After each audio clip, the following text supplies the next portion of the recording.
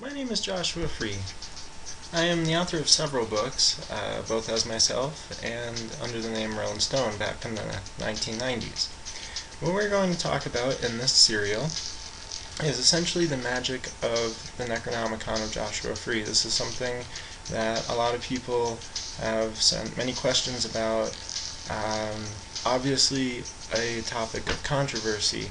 So what I want to do is present essentially introductory materials that relate to the Mardukite specific releases pertaining to the Necronomicon. We've been doing various videos of various natures of interest, primarily as beacons to span the public and see kind of who we could meet and who could contribute and relay. The journey of 2009 that ended up with the release of the hardcover Necronomicon of our Liber N materials happened quite quickly, and as a collaborative effort of many people researching and working together and experimenting with various aspects of Egypto-Babylonian mysticism, spirituality. One of the most controversial aspects, and everybody is always sending the typical, the Necronomicon is a hoax, or it was just something made up by H.P. Lovecraft. Well, true, the writings of H.P. Lovecraft did in fact prompt a new phase in the consciousness of the movement of mysticism, and it's something that one has more freedom with in the realm of fiction. Many concepts are relayed to the mainstream in fictional medias, both novels and movies.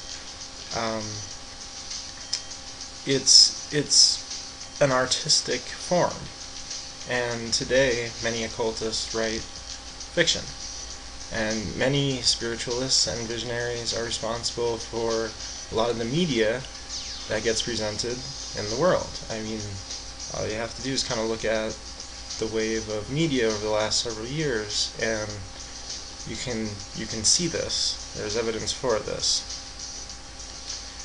What he was alluding to was something that is a concept or a mythos that is much misunderstood.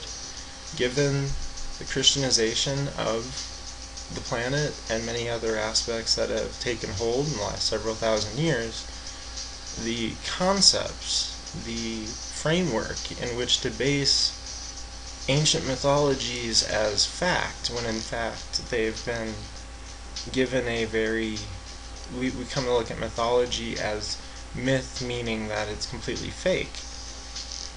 Too many have come and gone preaching their own opposition to the Necronomicon. Now, this title, for all intent and purposes, may very well have been the creation or the vision of a fictional writer, H.P. Lovecraft. Now, this is something I have never debated about a title.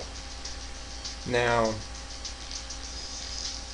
what this really does, though, is put it into a new perspective, that it isn't necessarily about names. Perhaps it is the most familiar, and therefore a way that can be presented.